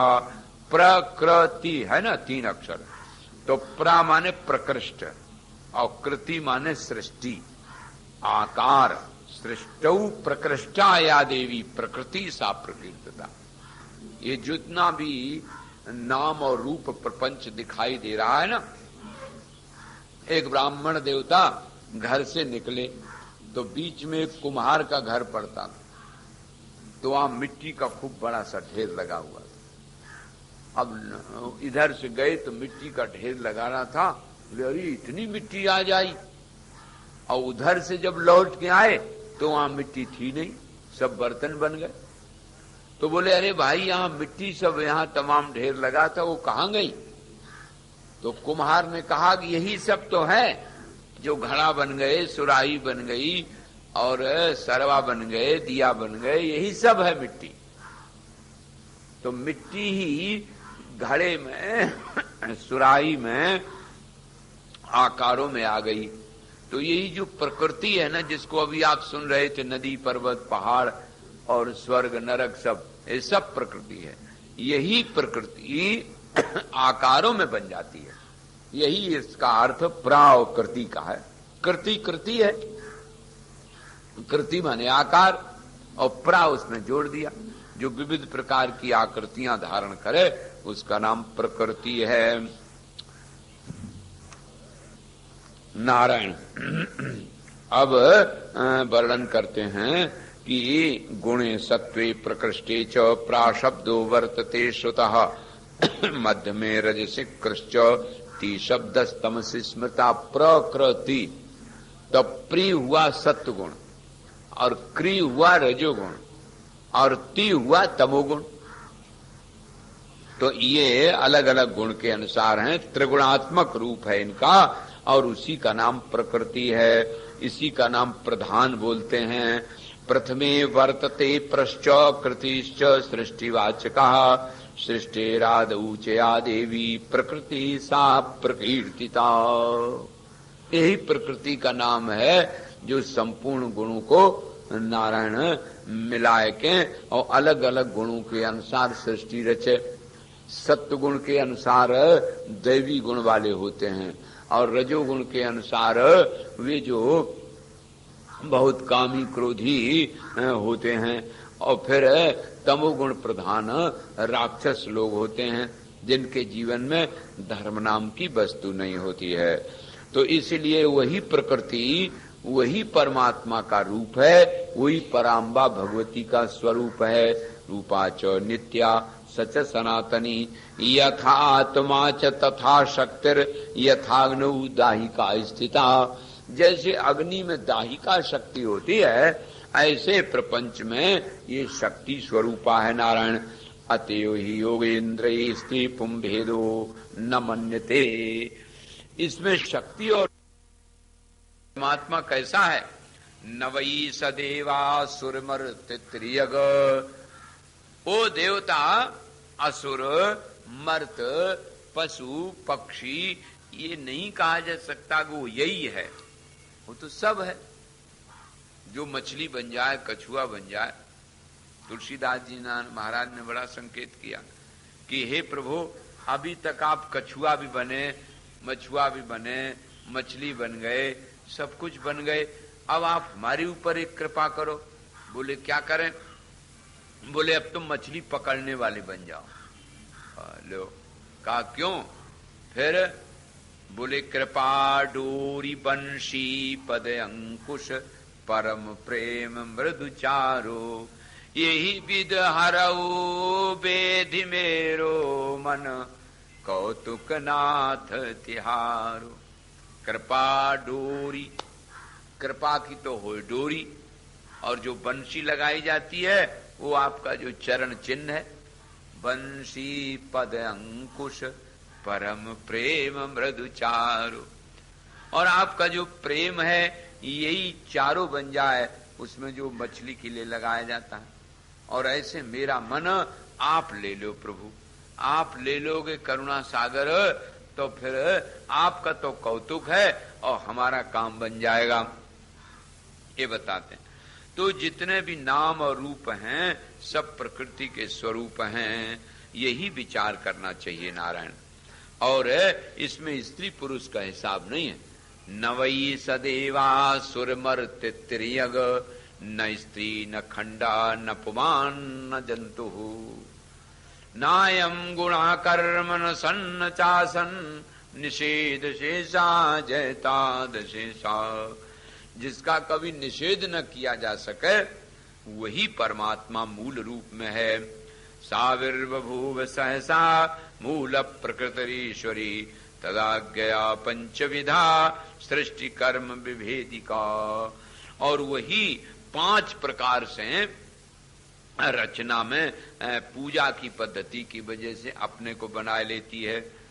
कौन है? बोले गणेश माता दुर्गा या शिव रूपा शिव प्रिया नारायणी विष्णु माया पूर्ण ब्रह्म स्वरूपिणी ब्रह्मादिदेवैर्मुनिभिर मनुभी पूजिता स्तुता सर्वाधिष्ठात्री देवी सा सर्वरूपा सनातनी धर्म सत्या पुण्य कीर्तिर यशो मंगलदायिनी सुख मोक्ष हर्षदात्री शोकार्ते दुखनाशिनी शरणागत दीनार्थ परित्राण परायणा सर्वस्यार्ति हरे देवी नारायणी नमोस्तुते तेजस्वरूपा परमा तदधिष्ठात्र देवता। गणेश माता दुर्गा, गणेश जी की मैया दुर्गा जी हैं। दुर्गा दुर्ग विनाशिनी, संपूर्ण दुर्गों को कष्टों को दूर करने वाली भगवती दुर्गा है। शिवरूपा हैं, शंकर जी की बड़ी प्रिय हैं। और नारायणी विष्णु माया पूर्ण ब्रह्म रूपा हैं। ये लक्ष्मी जी का रूप है नारायण। तो शिवा, गणेश माता और लक्ष्मी ये इनके ये स्वरूप हैं। अब देखो, इन्हीं को सिद्ध पुरुषों की ये परमाराध्या हैं। 18 सिद्धि इनके हाथ में हैं। आराधना से संतुष्ट हो जाती हैं, भक्तों को जो चाहे सो देती। महादेवी जगत को स्थित करती हैं। बुद्धि, निद्रा, क्षुधा, पिपासा, छाया, तंद्रा, दया, स्मृति, जाति, शांति, भ्रांति, शांति, कांति, चेतना, तुष्टि, पुष्टि, लक्ष्मी और धृति रूपा है जो देवी सूक्त में बोला जाता है। ये सब वेदादि शास्त्र में विश्वरूपिणी कही गई हैं। तो जगदम्बा का आराधन करके कौन क्या चीज नहीं प्राप्त कर सकता है। सब ने इनकी आराधना की। भगवान कृष्ण ने भी इनकी आराधना की है। अनंत गुणमयी भगवती दुर्गा जी संपूर्ण गुणों से युक्त हैं और संपूर्ण मंगल को देने वाली हैं। दुर्गा रूप जो है प्रथम शक्ति नारायण, वो शक्ति सबसे विशेष है। और द्वितीय अवतार रूपा शक्ति का नाम पद्मा है, लक्ष्मी है, विशुद्ध सत्य स्वरूपा है, महाशक्ति है, संपूर्ण ऐश्वर्यों की दात्री है, मनोहर मूर्ति लक्ष्मी है। सो ये नारायण जो अतिशय जितेंद्रिय हैं, शांत प्रकृति, सुशील, समस्त मंगल की देने वाले हैं, उनको वो प्राप्त हो जाती हैं महाराज लक्ष्मी। ये महादेवी अपने नारायण के साथ भक्तों पर कृपा करती रहती हैं। और जो कोई नारायण के बिना ही लक्ष्मी को चाहता है ना महाराज, वो तो उनकी सवारी उल्लू पे जाती है, फिर वो उनको दिखाई नहीं देता।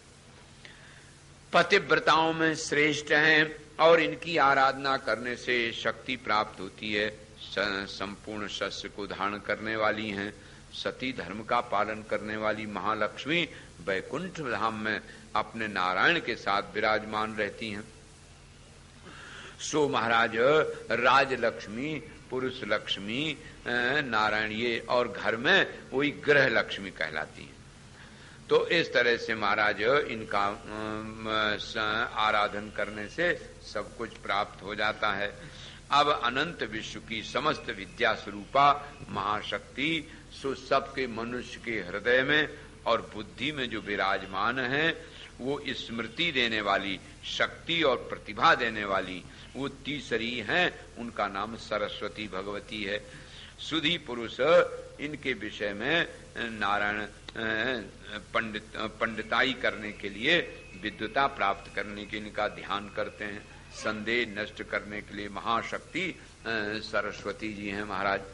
तो गणेश माता दुर्गा, महालक्ष्मी और ये सरस्वती संपूर्ण शास्त्रों को देने वाली, व्याख्या बाद करी शांता, वीणा पुस्तक धारणी, शुद्ध सत्व स्वरूपा च सुशीला श्री हरिप्रिया, हिमचंदन कुंदेन्दु कुमदाम भोज सन्निभा, यजंती परमात्मानं श्री कृष्णं रत्नमालया, तपस्वरूपा तपसाम फलदात्री तपस्विनाम।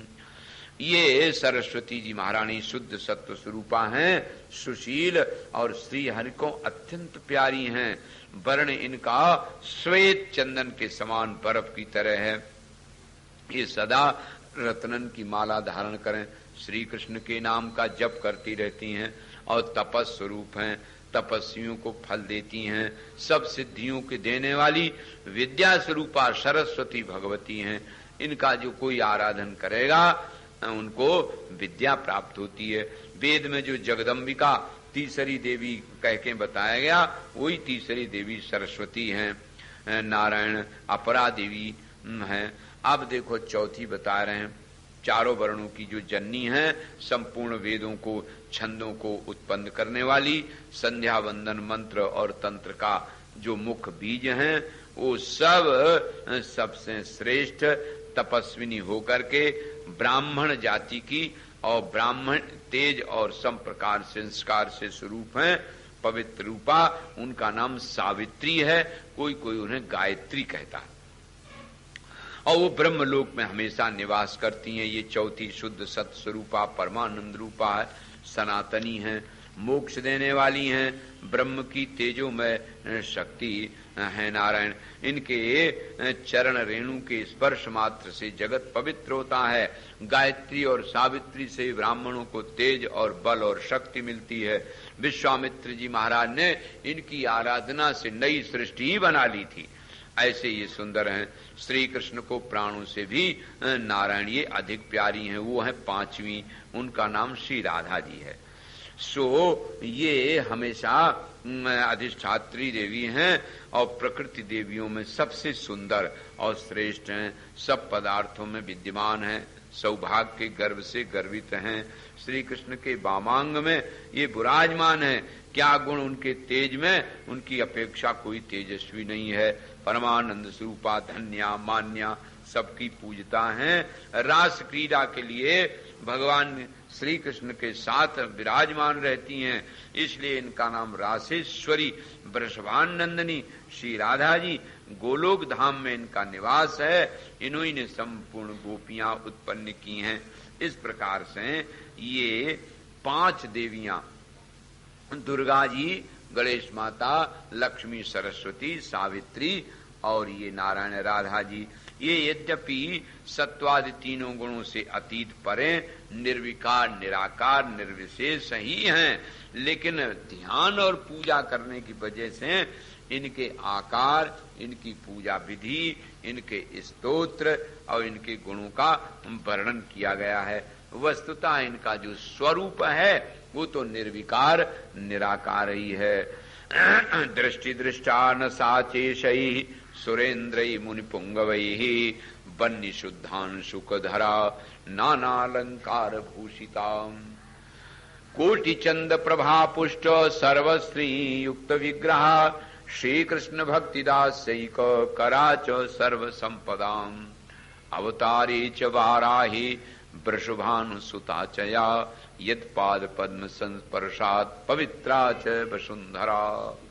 इन्हीं देखो कितनी बढ़िया बात बताई कि यूं इनका स्वरूप निर्विकार, निराकार ही है, लेकिन चूंकि पूजा कैसे करें, पूजा का विधान कैसे हो, इसलिए अलग अलग 5 नाम दे दिए गए और रुचि के अनुसार भी अलग अलग देते हैं। जैसे महाविद्याएं 10 बताएंगी, काली, तारा, महाविद्या, खोड़सी, भुवनेश्वरी, छिन्न मस्ताच, मातंगी, कमला, बगलामुखी, नारायण, धूमावती, ये जो बताए गए नाम वो इसलिए बताए गए कि जो व्यक्ति जिस गुण का है ना, सत्वगुण, रजोगुण, तमोगुण के अनुसार उनकी आराधना कर सके और आराधना के अनुसार फल प्राप्त कर सके, इसलिए नारायण ये बात बताई गई। ये सब की सब देवियां प्रकृति का स्वरूप हैं और भिन्न भिन्न रुचि के अनुसार भिन्न भिन्न इनकी आराधना विधि पद्धति है, वो आपको अलग अलग बताई जाएगी। और नारायण जितनी भी स्त्रियां हैं सब भगवान के ही अंश से हैं। आपने तीसरे स्कंद में सुना था कि तीनों देवता सोचने लगे कि कौन बड़ा, तो एक विमान प्रकट हुआ, उस विमान पे तीनों बैठ गए और उड़े महाराज।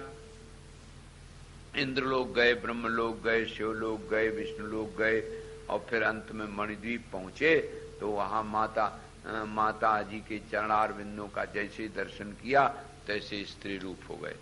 फिर महामाया ने अपने शरीर से लक्ष्मी जी को निकाल के दिया, सरस्वती जी को दिया, भवानी को दिया और कहा इनको तुम ले जाओ, पत्नी रूप से इनका आदर सम्मान करना।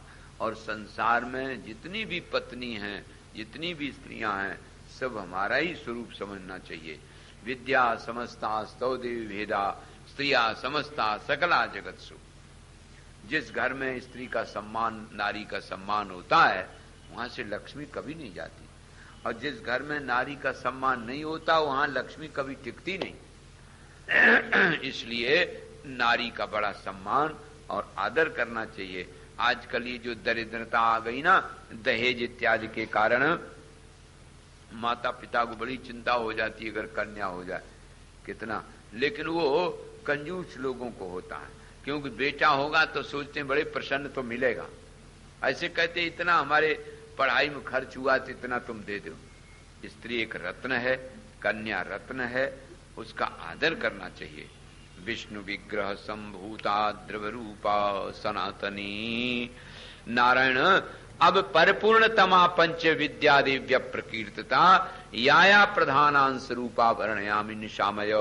बोले कि ये तो हमने तुम्हारे प्रति वर्णन किया कि ये 5 मूल प्रकृति हैं। अब मूल प्रकृति से जो दुर्गादि 5 है ये तो पूरी हैं, उनके अंश से भी कुछ प्रधान हुई। जैसे प्रधान अंश रूप भुवन पावनी गंगा जी हैं, वो विष्णु भगवान के चरणों से पैदा हुई, पाद पद्म से, इसलिए वो द्रव रूपा हैं। और पापियों के पापों को दूर करने के लिए वो सदा अग्नि के समान तैयार रहती हैं। जो उनमें स्नान करे, जो उनका जलपान करे, उनका स्पर्श करे, उनका दर्शन करे, उससे ही नारायण वो मुक्त हो जाता है। गोलोक धाम जाने की सुख सीढ़ी है। सब तीर्थों में पुण्यतम तीर्थ हैं जहां जहां होकर को निकली हैं। ऐसी भगवती गंगा जो महादेव जी के मस्तक पर विराजमान है, वहीं उनकी जटाओं से निकली हैं।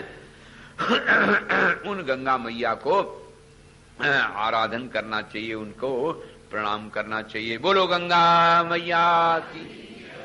एक बार जोर से बोल लो, जो सोए हुए वो भी जग जाएं। बोलो गंगा मैया की।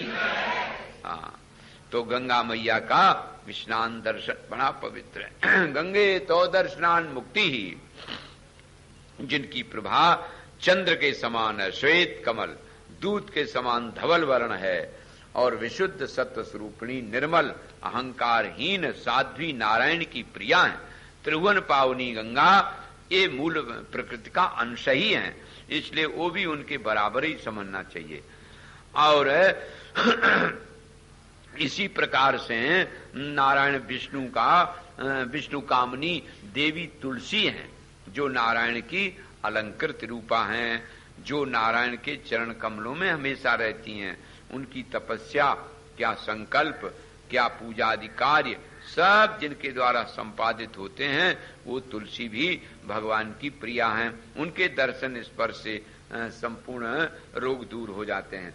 देखो, तुलसी का पहले वैष्णव लोग जो पंचामृत में तुलसी और हमेशा लेते थे, अब विज्ञान में ये सिद्ध कर दिया कि ऐसा कोई रोग नहीं है जो तुलसी से दूर न हो जाए। एक तुलसी की चिकित्सा नामक ग्रंथ भी निकला था, उसकी बड़ी खोज की है।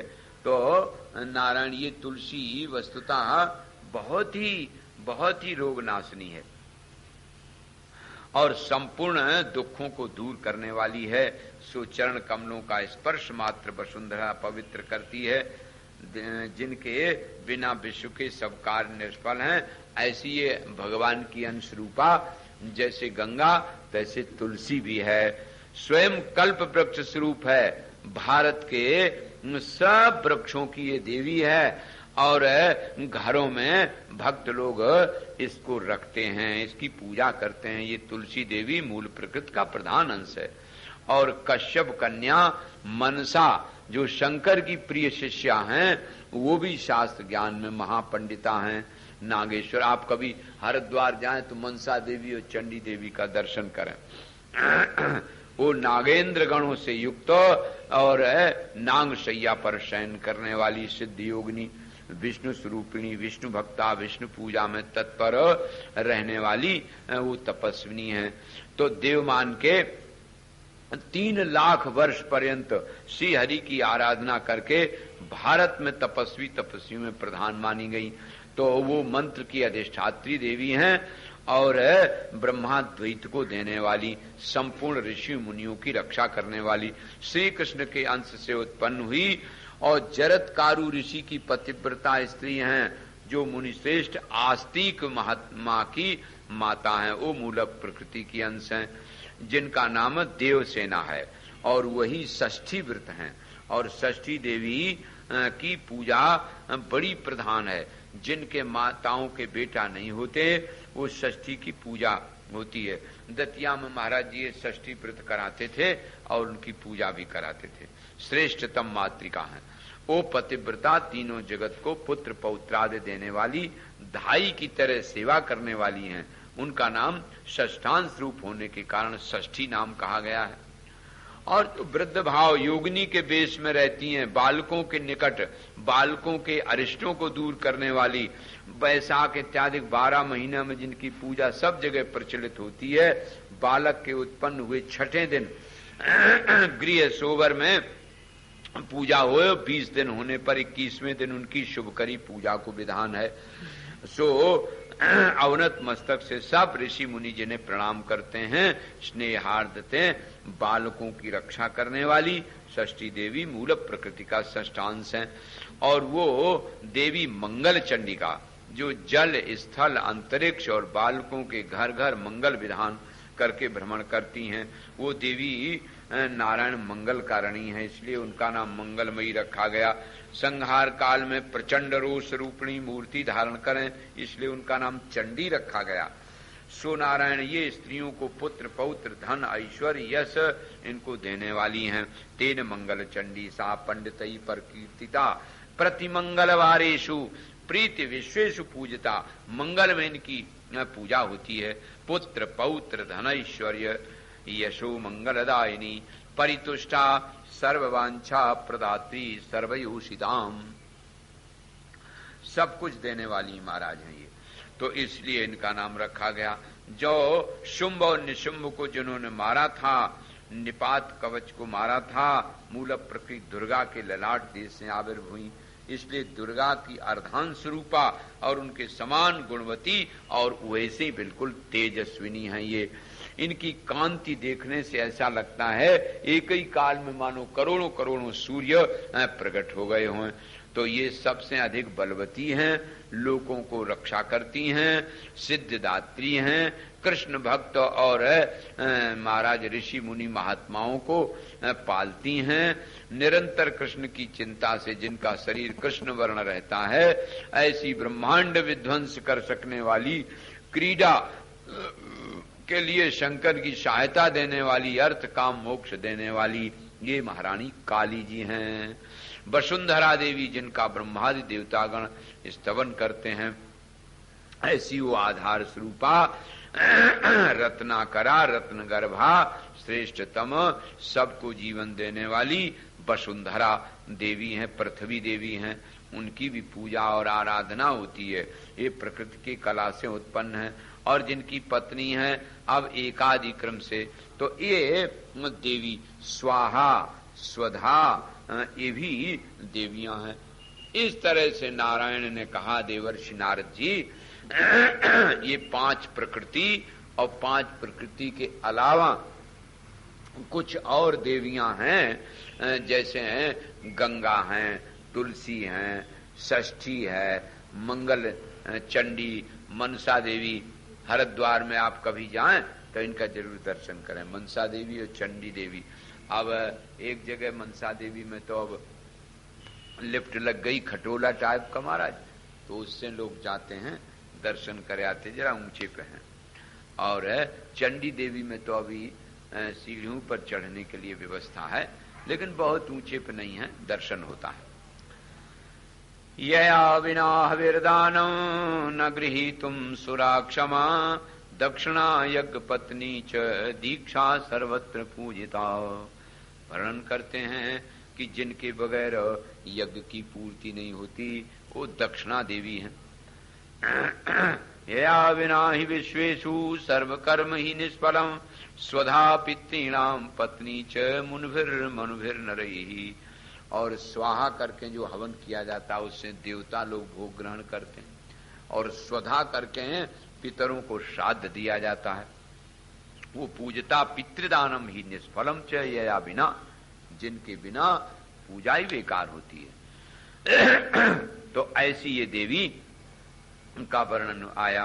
तो स्वाहा हैं, सुधा हैं, सर्वे लोका अधर्याश्च जगत्सु च यया बिना सत्य पत्नी सती मुक्तई पूजता जगति प्रिया। यया बिना भवे लोको बंधुता रहिता सदा मोह पत्नी दया साध्वी पूजता च जगत प्रिया। एक सज्जन बोले कि जब एक ही परमात्मा है तो हिंदुओं में ये तमाम 33 करोड़ देवता और देवियों में भी तमाम देवी बताए दी, हर एक ही देवी ये भी शक्ति ऊर्जा और पावर एनर्जी जिसको बोलते हैं वो शक्ति है, और एक शक्तिमान परमात्मा हो गया। तो ये तमाम गणना क्यों की गई? तो भाई पहली बात तो एक है कि जैसे सरकार शब्द हम कहें तो सरकार माने क्या बताओगे भाई? सरकार को किसी ने देखा है?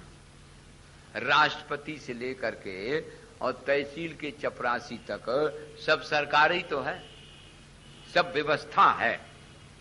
सरकार माने एक व्यवस्था। अगर कोई कहे मैं सरकार को दिखाओ तो सरकार को दिखाओगे तो तहसील का चपरासी दिखाए बोले ये सरकारी आदमी है, और राष्ट्रपति भी सरकारी आदमी है। ध्यान देना, सरकार तो है लेकिन सरकार माने क्या है? सरकारी आदमी।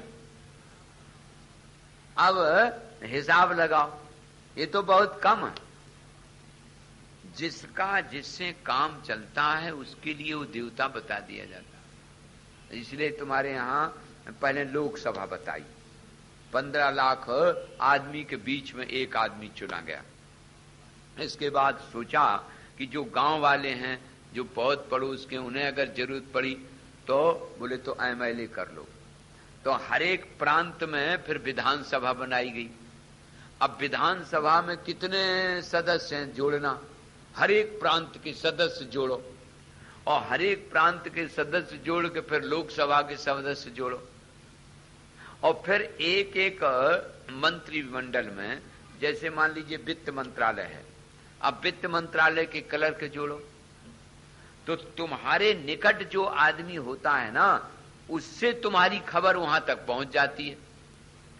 तो आप लोग ये तो कह देते हो इतने देवता बना दीजिए, इतनी देवियां ये नहीं विचार करते हो कि तुम्हारे यहां भी तो निर्णय के लिए ऐसे ही बनाया गया। लोकसभा में इतने सदस्य बनाए, फिर प्रत्येक विधानसभा में, फिर ग्राम पंचायत और फिर नगर पालिका, इसके सब जोड़ो तो ये तो 33 करोड़ से कई गुना ज्यादा हो जाएंगे। फिर उनके क्लर्क जोड़ो, तो असल में ये सरकार तो एक ही है। जो काम होगा, जो विधान होगा, वो तो सरकार के नियमानुसार होगा। जो सरकार सूर्य को चला रही है, चंद्र को चला रही है, धरती को रख रही है, सबकी बुद्धि को चला रही है, सरकार वो एक परमात्मा शक्ति पराम्बा जगत जगत धात्री है, वो शक्ति है। उसके कारण सूर्य प्रकाश देता है, वायु सबको प्राण दे रहा है, आकाश सबको ठहरने की जगह दे रहा है, धरती सबको धारण किए हुए, जल सबको तृप्त कर रहा है, एक शक्ति वो। अब उस शक्ति तक पहुंचने के लिए अपने पास अगर गांव के हो तो ग्राम पंचायत के सभापति से जाओ, नगर पालिका के हो तो नगर पालिका के मेंबरों को देखो तुम्हारे मोहल्ला से कौन चुना गया है, वहां से पड़ोस कौन पड़ता है, फिर चेयरमैन, और फिर धीरे धीरे MLA, और फिर MP, ऐसे मिनिस्टर। तो सरकार है सब सरकार ही, एक निर्विकार निराकार निरीह निर्विशेष परम तत्व शक्ति है। उस शक्ति की बदौलत सब कार्य हो रहा है। लेकिन तुम जहां बैठे हो, जिस जगह हो, वहां से तुम्हें आराधना करने की सहूलियत हो जाए, इसलिए ये नाम बता दिए गए। सत्य पत्नी सती मुक्ति पूजता जगती प्रिया, यया विना भवे लोको बंधुता रहिता सदा, मोह पत्नी दया साध्वी पूजता से जगत प्रिया। तो कहते हैं ये संपूर्ण लोक के लोग सुखी होवें, अपने अपने अनुसार, रुचि के अनुसार और अपनी अपनी विधान पूजा गुरु परंपरा के अनुसार पूजा कर सकें, इसलिए इनके नाम बहुत से बता दिए गए हैं। वस्तुतः ये सब की सब एक ही हैं। अब नारद जी के पूछने से इनका वर्णन प्रारंभ करते हैं कि किसने पहले पूजा की और किस प्रकार से पूजा की, और जो इनकी पूजा नहीं करते हैं वो नारायण अधार्मिक हैं और उनके जीवन में दुख आता है। याभ्याम बिना जगत सर्व मुन मुन मुन मुन मत में नारद, ज्ञानस्य तिस्रो भार्याश्च बुद्धिर्मेधा धृतिस्तथा। ज्ञान की 3 देवियां हैं, एक बुद्धि, एक मेधा और एक धृति। तो ये भी नारायण मनोहारिणी कांत रूपा हैं, इनकी भी आराधना की जाती है। सो अब वर्णन करते हैं। श्री रूपा मूर्त रूपा च मान्या धान्याति पूजता, कालाग्नि रुद्र पत्नी च निद्रा सा सिद्ध योगिनी। अब देखो लोग दिन भर काम करें, अगर नींद ना आवे तो दुखी हो जाए, तो वो निद्रा भी है। तो भगवती के जो स्वरूप हैं, आप लोग देवी सूक्त का पाठ करते होंगे, जानते होंगे, सब स्वरूप भगवती के बताए गए। निद्रा, क्षुधा, पिपासा और शांति, भ्रांति भी उसी के रूप हैं, सब स्वरूप वही है। आप ये कोई मामूली चमत्कार समझ रहे हो कि जब आप चाहते तो नींद आ जाती है और अपने से नींद चली भी जाती। ये तो देखो जरा, अगर नींद ना आवे तो गोली खानी पड़ती, कई लोगों को तो बोली सुनने से नींद आ जाती है। अच्छा, फायदे तो हुआ, गोली का पैसा बचा। लेकिन हाँ, ये भी एक देवी है, ये भी हमारे शरीर के लिए उपयोगी है। आयुर्वेद में तो चरक में लिखा है कि त्रय स्तंभा, मनुष्य के शरीर के 3 खंभा। कौन कौन? बोले निद्रा, आहारश्च ब्रह्मचर्येति। आहार, भोजन, नींद और ब्रह्मचर्य, ये 3 खंभा हैं जीवन के। अगर ये 3 खंभा में एक आध खंभा गड़बड़ा गया तो गड़बड़ हो जाएगा, इसलिए वो भी जरूरत है। और फिर देव माता अदिति, और फिर सुरभि गौ माता है, इनकी भी पूजा होती है। दितिश्च दैत्य जननी कद्रुष विनता तनु उपयुक्ता सृष्टि विधा वेतास्तु कीर्तिता कला। कामधेनु ये भी हमारे यहाँ पूजनीय है। देखो, भगवान श्याम सुंदर जन्म लेके आए और अपने स्वयं वनमन में बिना जूता पहने नारायण और किस प्रकार से गाय की सेवा की, गैया चराई। भगवान जब प्रथम दिन गए तो मैया ने कहा कि तुम जा रहे हो वन में आज गाय चलाने, तो जूता पहन लो। तो भगवान कहने लगे, हाँ हाँ, जूता तो हम पहनने के लिए तैयार हैं, लेकिन एक एक सब गैयान को पहना दो। सबके बछरन के, गैयन के जब पहनाओगे तब हम भी पहन लेंगे। देखो भगवान कितने कृपा के सागर। बोले लाला गैयान के तो नहीं पहनाओ जा सके, बोले तो हम भी नहीं पहनेंगे। तो भगवान इसी प्रकार से गायों की सेवा करते रहे, गायों को चराते रहे। तो कांता च दमयंती च यशोदा देवकी तथा गांधारी द्रौपदी शैव्या साच सत्यवती प्रिया वृषभानुप्रिया साध्वी राधा माता कुलोद्वहा मंदोदरी च कौशल्या सुभद्रा कौरवी तथा रेवती सत्यभामा च कालिंदी श्रक्षणा तथा लक्ष्मणा तथा जामवती नग्नजिते मित्रविंदा तथा पुरा लक्ष्मणा रुक्मिणी सीता स्वयं लक्ष्मी प्रकीर्तिता। तो कहते हैं इस प्रकार की ये जो प्रसिद्ध प्रसिद्ध देवियां हैं ये भी वंदनीय हैं, आदरणीय हैं, जिससे हमारी आस्था बन जाए। नारायण ये आस्था बनाने के लिए नाम गिनाए जाते हैं। और इन्होंने जो चरित्र दिखाया हमारे जीवन में, उनका आदर्श प्राप्त हो इसलिए भी बताया जाता है। सुख संभोग वश्याश्च स्वकार्य तत्परा सदा अधमास्तम सत्वांश अज्ञात कुल संभवा।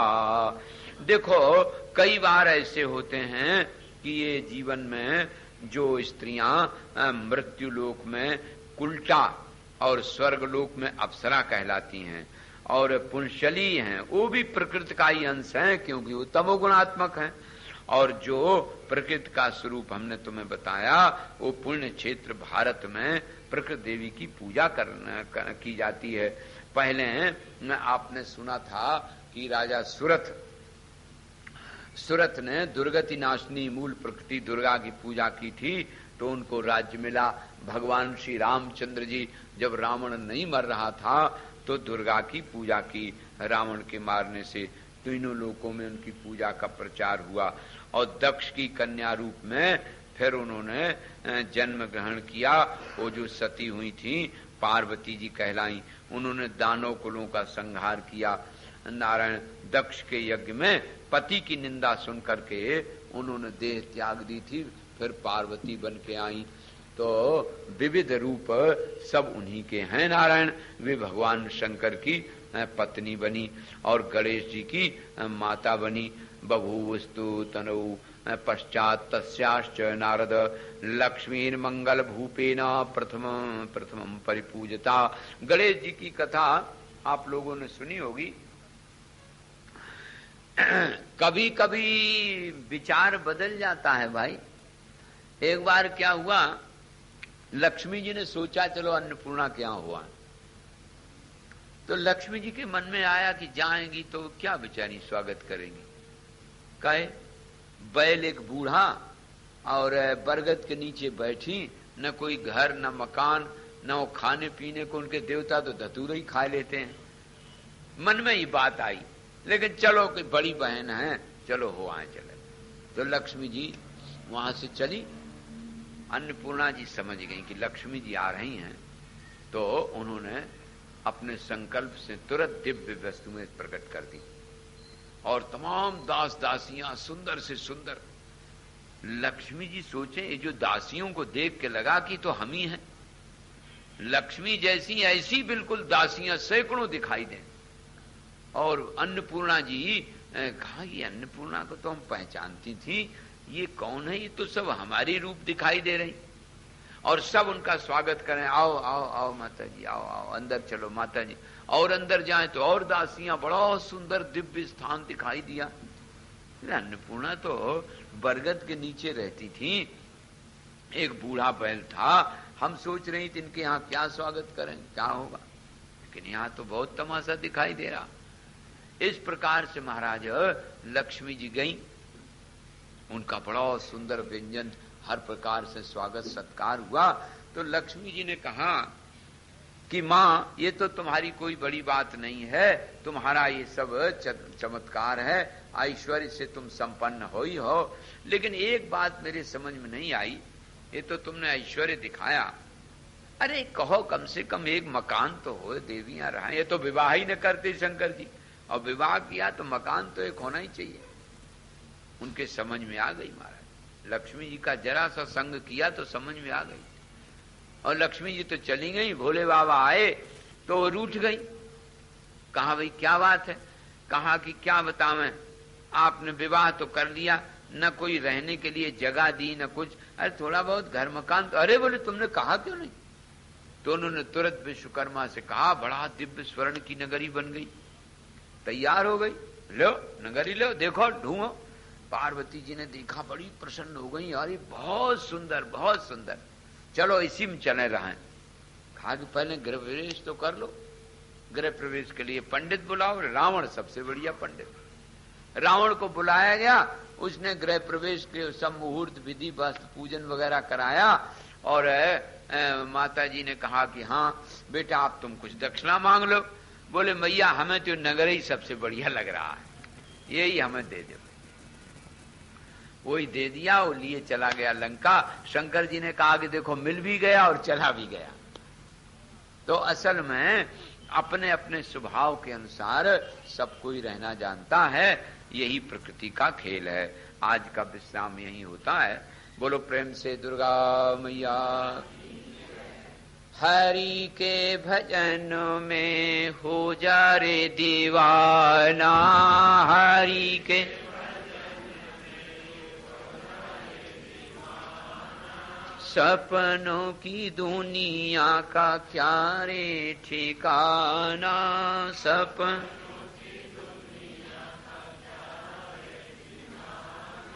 मतलब से दुनिया तुझे अपनाएगी, मतलब से अंत समय में तेरे काम न आएगी, अंत यहाँ कौन है अपना कौन बिराना, यहाँ कौन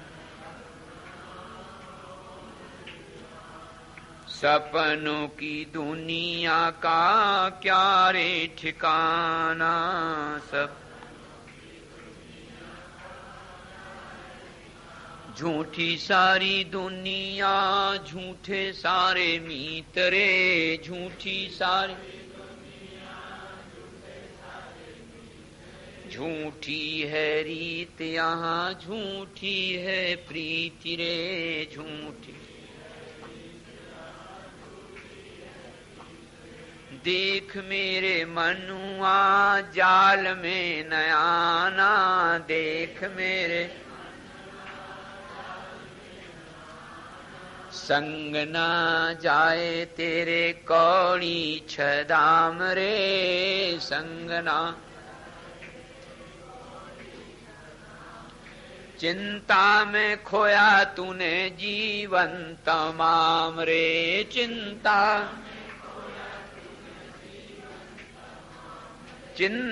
में खोया तूने जीवन तमाम रे, चिंता में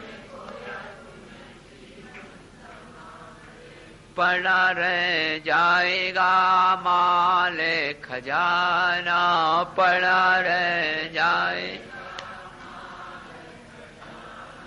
सपनों की दुनिया का क्या रे ठिकाना, सपनों। गोविंद जय जय गोपाल जय जय गोविंद। बोलो बोलो। राधा रमण हरि गोविंद जय जय राधा।